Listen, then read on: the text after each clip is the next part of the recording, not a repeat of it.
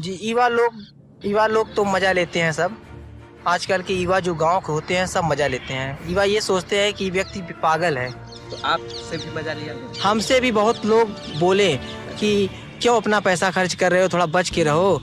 एक छोटी सी आयु में एक युवा अपने गांव में जब कोविड के दौरान सड़कों पर भूखे प्यासे निकलते हुए लोगों को देखता है तो वो छोटी मोटी रकम नहीं, पूरे 34-35 हजार रुपये अपने अकाउंट से निकाल कर अकेले ही चल पड़ता है और लोगों को बिस्किट, पानी, सैनिटाइजेशन, मास्क और भोजन वितरित करता है।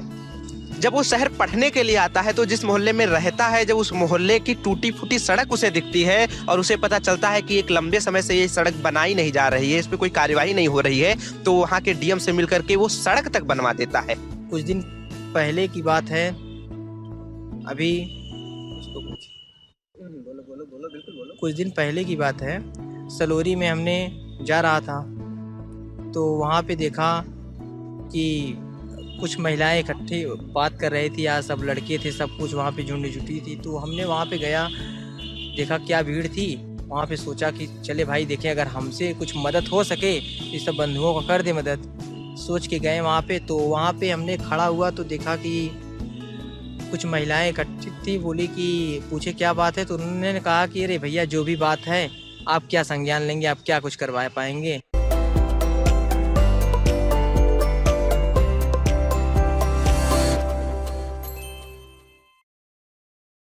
दस्तूर जमाने का हम सबको निभाना है, दस्तूर जमाने का हम सबको निभाना है, सब लोग गए जैसे कल हमको भी जाना है। जी हाँ, शायद इस धरती पर इस सत्य से बढ़कर कोई दूसरा सत्य नहीं हो सकता कि जिस तरह सभी लोग गए हैं वैसे हमको भी जाना है। लेकिन जाने से पहले क्या, जाने से पहले कुछ ऐसा कि हमारे जाने के बाद जब लोग हमें याद करें तो श्रद्धा से उनका सर झुक जाए। नमस्कार, मैं हूं सिद्धार्थ अर्जुन और आप देख रहे हैं बीजेजेएम न्यूज। हमारे साथ है आज सुनीत कुमार दुबे। ये वो शख्स है, वैसे तो इनकी उम्र बहुत छोटी है, अनुभव भी शायद बहुत कम रहा हो, लेकिन इनका दिल बहुत बड़ा है। ये आज के समय में, जिस समय युवा तमाम ऐसे कार्यों में लिप्त हैं जिनका कोई अर्थ नहीं है, उस समय में सुनीत ऐसा कार्य कर रहे हैं और ऐसा कार्य इन्होंने किया है जो वास्तव में आज भी इन्हें सम्मान देने के लिए पर्याप्त है, और कल इनके बाद भी जब इनका नाम लिया जाएगा तो श्रद्धा से लिया जाएगा।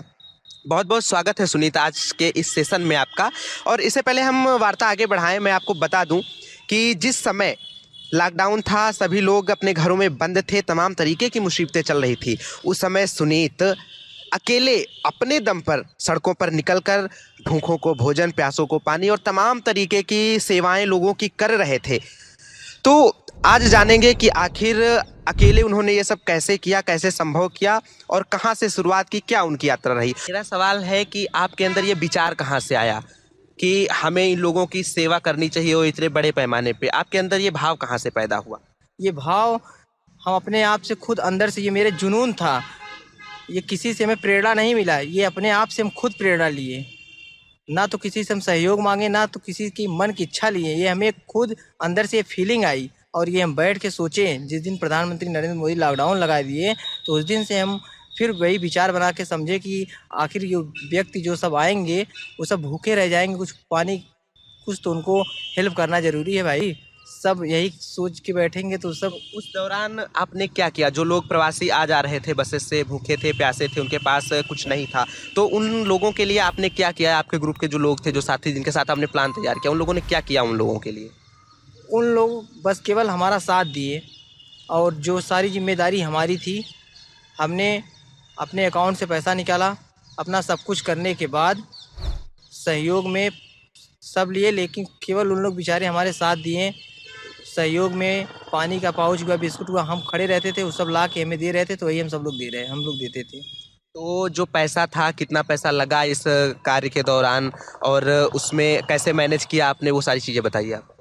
जी, पैसे की वैसे फ़िलहाल कोई बात नहीं, पैसे की तो 35-40 हज़ार रुपये जो भी हम सब लगाए, और भी लगा, बोल नहीं सकते। नहीं नहीं, बिल्कुल बोलिए। 35-40 हज़ार रुपया लगा तो 35-40 हज़ार रुपया लगाना अपने आप में एक बड़ी राशि है। ऐसा पैसा खर्च करना शायद हर किसी के लिए संभव ना हो, फिर भी आपने किया। तो इतनी इच्छा शक्ति कैसे आई? आप मतलब कैसे अरेंज हुआ सारी चीज़ें, ये बताइए आप। जी, हम भारत के लिए कुछ भी कर सकते हैं। हमें भारत से अपने बहुत प्रेम है। हम सोचते हैं कि भारत के लिए हम अपना जान भी अगर कहें तो आप दे सकते हैं। हिंदुस्तान, भारत छोड़िए, हिंदुस्तान की बात कर रहे हैं हम। अगर हमें जान भी देना हो तो हम जान भी दे सकते हैं। अपने हिंदुस्तान से हमें इतना प्यार है। और ये 30-35 हज़ार 40 हज़ार की बात नहीं है। बात तो बहुत बड़ी और हम कर सकते हैं। और ये जो पैसे की बात है, पैसा तो हमारे अकाउंट में था, पहले से ही था। और एक्चुअली हम किसी अभी तक घर पे किसी को पता नहीं है इतना पैसा हमने खर्च कर दिया। ये हमारे अंदर जुनून था और हम ये सोच के अपने आप से सब जिम्मा उठाएं। उठाने के बाद सब सहयोग किए प्रवासियों का। आपने 35,000 रुपये खर्च किया और घर वालों को पता भी नहीं चला, लेकिन मैंने जैसा कि देखा था मीडिया की सुर्खियों में ये सारी चीज़ें थी। तो आपके यहाँ का प्रशासन जो है, आपके कार्य के बाद आपके प्रशासन से कोई अप्रिसिएशन, कोई प्रशंसा या ऐसा कुछ मिला, या प्रशासन ने इसको इग्नोर कर दिया? क्या हुआ उसके बाद? जिलाधिकारी उस टाइम हमें यही जवाब दिया कि कहें कि थोड़ा बच के रहो, कोविड चल रहा है और इस छोटी सी आयु में इतना कर रहे हो। और बहुत ही मतलब बधाई उधाई दिए वहाँ पे हमको।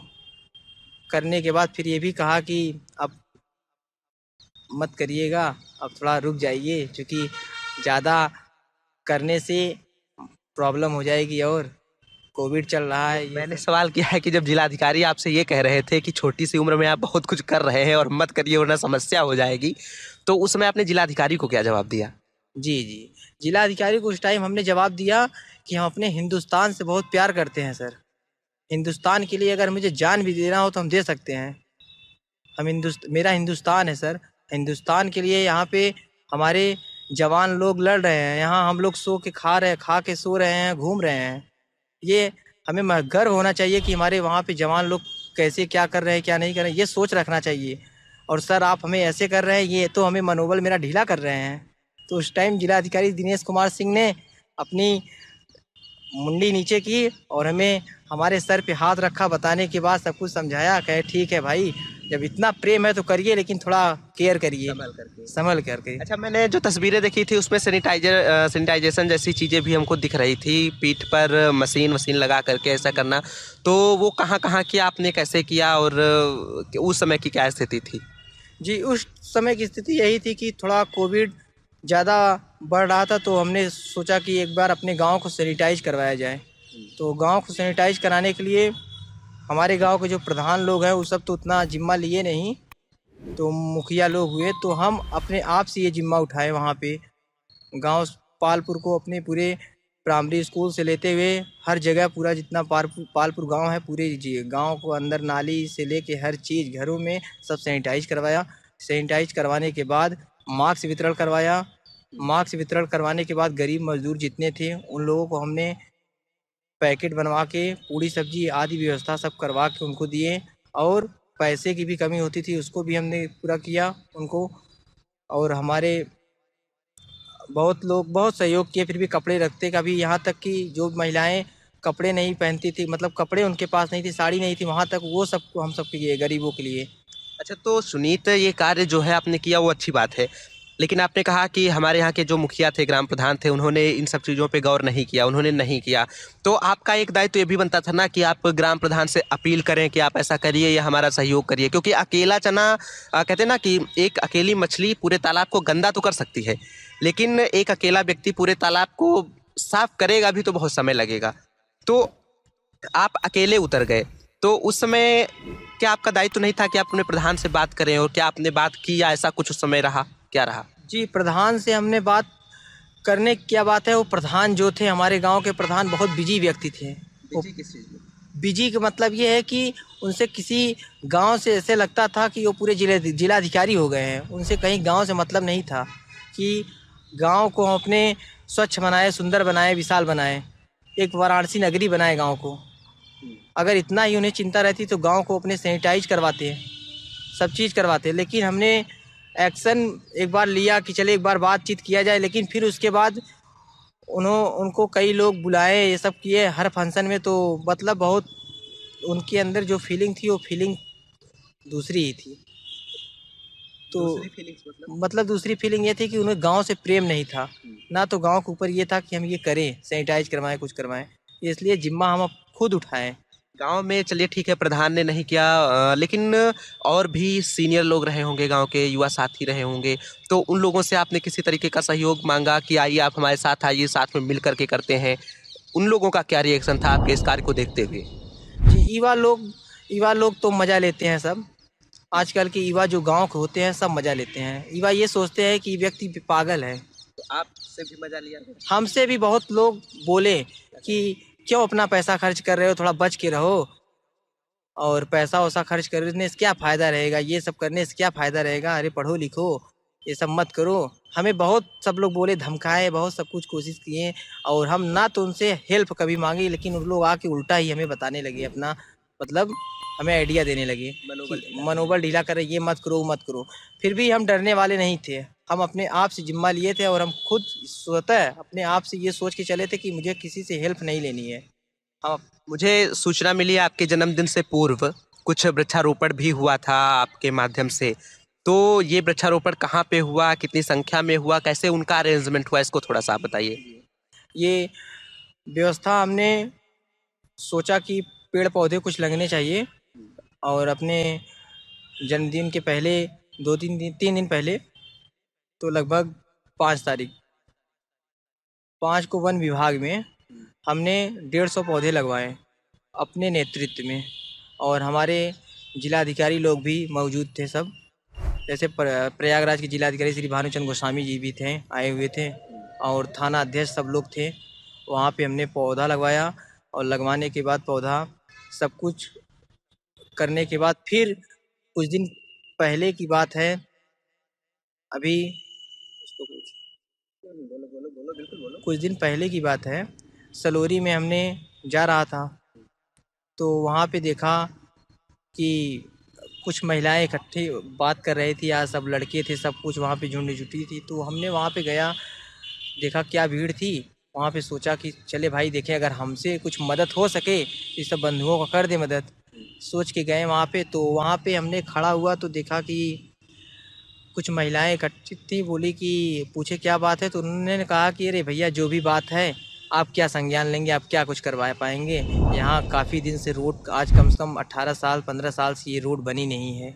सरोरी गेट नंबर 9 की बात है, यहाँ रोड बनी नहीं है, और ये जो रोड है इस पर बहुत मुकदमा ये सब चल रहा है। गली है, मतलब गली टाइप में था रोड, तो वो सब को देखते हुए वहाँ पे लड़ाई झगड़ा सब हो रहा था। तो वहाँ पे हमने मैटर को रोका, रोकने के बाद हमने कहा कि सब लोग को हैंडल किया, हैंडल करने के बाद सबको बैठाया, एकत्रित करके बातचीत किए, कागज़ पत्तर देखे तो कागज़ पत्तर कोई नहीं था, वो सब जीएस ज़मीन थी, कुछ आगे पीछे नाली वगैरह ये सब की बात थी। तो हमने जिलाधिकारी श्री संजय खत्री जी को सूचित किया, तो संजय खत्री जी जिलाधिकारी ये तुरंत एक्शन लिए।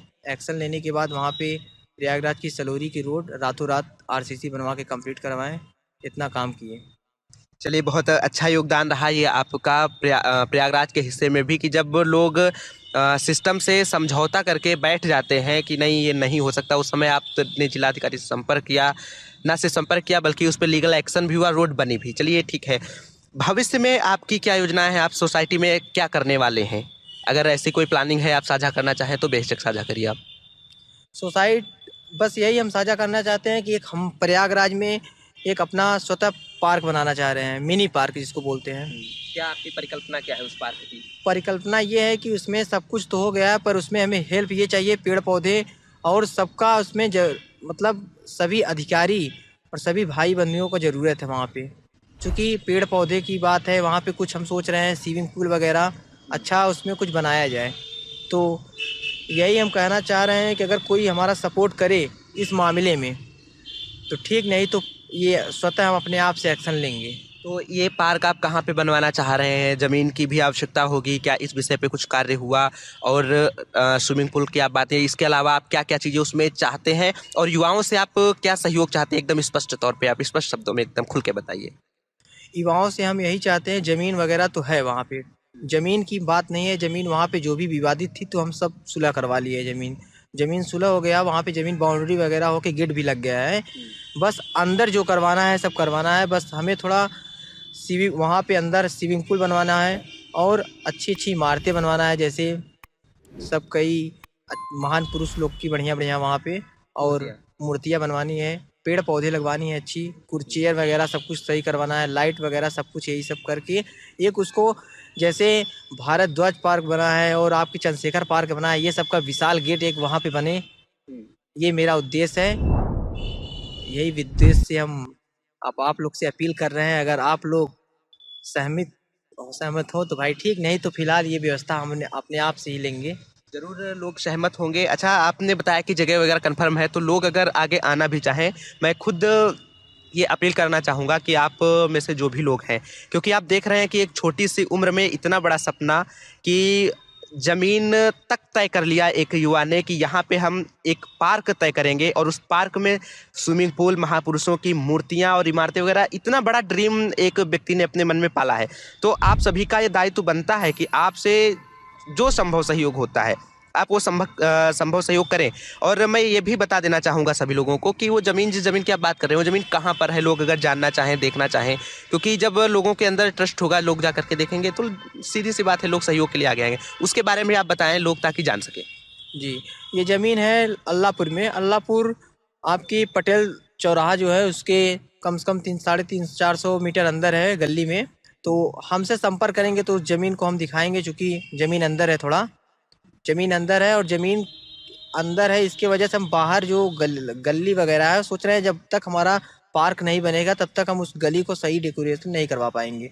जब मेरा पार्क बन जाएगा तो उसको हम थोड़ा, गली में थोड़ा बहुत दिक्कत है, वहाँ पे जाने वाले जो है 4 व्हीलर नहीं जा सकता, 2 व्हीलर जाएगा, तो इसलिए 4 व्हीलर की व्यवस्था वहाँ पे रोड वगैरह सब करवानी पड़ेगी, तो हो जाएगा। पर मेरा पार्क पहले बनना चाहिए, पहले पार्क बनना चाहिए। चलिए, हमारी शुभकामनाएं हैं कि आपका ये स्वप्न भी बहुत जल्दी पूरा हो। तो आप देख रहे हैं कि एक छोटी सी आयु में एक युवा अपने गांव में जब कोविड के दौरान सड़कों पर भूखे प्यासे निकलते हुए लोगों को देखता है, तो वो छोटी मोटी रकम नहीं, पूरे 34-35 हज़ार रुपये अपने अकाउंट से निकाल कर अकेले ही चल पड़ता है और लोगों को बिस्किट, पानी, सैनिटाइजेशन, मास्क और भोजन वितरित करता है। जब वो शहर पढ़ने के लिए आता है, तो जिस मोहल्ले में रहता है, जब उस मोहल्ले की टूटी फूटी सड़क उसे दिखती है और उसे पता चलता है कि एक लंबे समय से ये सड़क बनाई नहीं जा रही है, इस पर कोई कार्यवाही नहीं हो रही है, तो वहाँ के डीएम से मिलकर के वो सड़क तक बनवा देता है। आज के समय में जागरूकता की और कर्मनिष्ठता की अपने आप में एक बड़ी मिसाल है, और यहीं तक सुनील सीमित नहीं रहते हैं, इसके आगे भी वो एक ड्रीम देखते हैं, एक मिनी पार्क बनाने का, जहां पर स्विमिंग पूल हो, जहां पर महापुरुषों की ओर इशारा करती हुई मूर्तियां हों, लोगों के विश्राम के लिए चेयर्स हों, जहां पर लोग जा करके आनंद प्राप्त कर सकें, स्वास्थ्य वातावरण जहां पे हो, एक ऐसा मिनी पार्क बनाने का सपना भी अपने अंदर पालते हैं। और आज ये आप सभी से अपील कर रहे हैं कि आप सब आगे आकर के उनके इस अभियान में समाज को सुदृढ़ करने का उनका जो प्रयास है उनमें साथ दें। इसी वार्ता के साथ आज हम इस सेशन को विराम देंगे। बहुत जल्द हम फिर किसी ऐसे ही व्यक्ति की कहानी जो समाज के लिए कुछ अच्छा कर रहे हैं लेकर आप सभी के बीच में प्रस्तुत होंगे। तब तक आप हमारे साथ बने रहें। अगर आप हमें यूट्यूब पर देख रहे हैं तो चैनल को लाइक करें, शेयर करें और सब्सक्राइब करें। शेयर इसलिए ताकि अधिक से अधिक लोग ये जान सकें कि आपके बीच का कोई साथी कुछ ऐसा कार्य कर रहा है जो वास्तव में समाज के लिए लाभप्रद है। बहुत बहुत धन्यवाद। आपकी कहानी, आपकी जुबानी, देखिए सिर्फ BJJM न्यूज़ पर।